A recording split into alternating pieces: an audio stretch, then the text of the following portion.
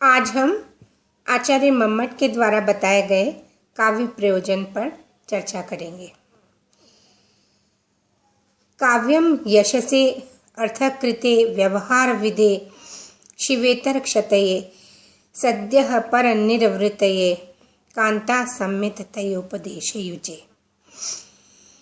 काव्य के प्रयोजन के संबंध में आचार्य मम्मट ने बताया कि काव्य यश की प्राप्ति के लिए, अर्थकृते अर्थ का, धन का अर्जन करने के लिए, व्यवहार विदे व्यवहार के ज्ञान की प्राप्ति के लिए, शिवेतर क्षतये अमंगल का विनाश करने के लिए, सद्यः पर निर्वृतये तुरंत आनंद की, परमानंद की प्राप्ति के लिए, और कांता सम्मित तयोपदेश युजे यानी प्रियतमा के समान उपदेश देने के लिए होता है। काव्य के यहाँ पर 6 प्रयोजन इन्होंने आचार्य मम्मट ने बताए हैं कि काव्य की रचना व्यक्ति यश की प्राप्ति के लिए कर सकता है, धन अर्जन यश से, फिर अर्थकृते धन की प्राप्ति के लिए करता है, व्यवहार का ज्ञान प्राप्त करने के लिए, और शिव मतलब मंगल और इतर मतलब उससे भिन्न तो अमंगल के निवारण के लिए, सद्यः पर निर्वृतये तुरंत आनंद की प्राप्ति के लिए, और कांता सम्मित तयोपदेश युजे प्रियतमा के समान उपदेश देने के लिए होता है। फिर काव्य की प्राप्ति, काव्य का प्रयोजन यश के लिए, तो जैसे कालिदास आदि कवियों ने ग्रंथों की रचना की और उससे उन्हें यश की प्राप्ति हुई, उसी तरह से श्री हर्ष इत्यादि से धावक आदि कवियों के समान धन की प्राप्ति भी होती है काव्य से। फिर व्यवहार विदे राजा आदि के उचित आचार व्यवहार आदि का ज्ञान भी काव्य से होता है।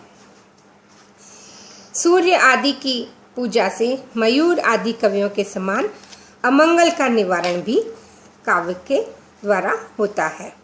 जैसे कुष्ठ रोग आक्रांत मयूर कवि ने सूर्य भगवान की स्तुति में 100 श्लोकों का एक काव्य रचा और उससे प्रसन्न होकर सूर्य ने उसके शरीर को निरोग कर दिया। मयूर कवि का काव्य मयूर शतक या सूर्य शतक के नाम से प्रसिद्ध है। एक इनका जो सद्यः पर निर्वृतये ये प्रयोजन कि काव्य तुरंत पढ़ने के साथ ही आनंद का अनुभव कराने के लिए है। यहाँ पर एक विलक्षण आनंद को ही पर निर्वृत्ति अर्थात उत्कृष्ट आनंद कहा गया है। आचार्य मम्मट के अनुसार इस अलौकिक आनंद की अनुभूति ही काव्य का मुख्य प्रयोजन है। कांता सम्मित तयोपदेश युजे काव्य प्रियतमा के समान उपदेश प्रदान करने के लिए है। अभिप्राय यह है कि किसी कार्य को करने के लिए प्रायः प्रभुतुल्य, मित्रतुल्य और कांतातुल्य उपदेशों से बाह्य प्रेरणा मिला करती है। वेद शास्त्रों का उपदेश स्वामी की आज्ञा के समान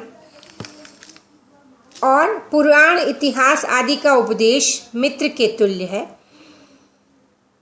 तृतीय उपदेश कांतातुल्य होता है। जिस प्रकार कोई प्रियतमा सरसता के साथ अपने पति को अपनी बात सुनने के लिए अभिमुख करके किसी कार्य के लिए प्रेरणा देती है, उसी प्रकार काव्य भी श्रोता को रसमग्न करके जीवनोपयोगी शिक्षा की ओर संकेत करता है। अतः काव्य का उपदेश कांता सम्मित उपदेश है। इस प्रकार आचार्य मम्मट ने काव्य के प्रयोजन में 6 प्रयोजन बताए हैं। काव्यम यशसे यश की प्राप्ति के लिए, अर्थकृते धन प्राप्ति के लिए, व्यवहार का ज्ञान कराने के लिए, व्यवहार विदे शिवेतर क्षतये अमंगल का निवारण करने के लिए, सद्यः पर निर्वृतये तुरंत आनंद की प्राप्ति कराने के लिए, और कांता सम्मित तयोपदेश युजे यानी प्रियतमा के समान उपदेश देने के लिए होता है। यहाँ यश से यश के लिए आदि में तादर्थ में चतुर्थी विभक्ति है।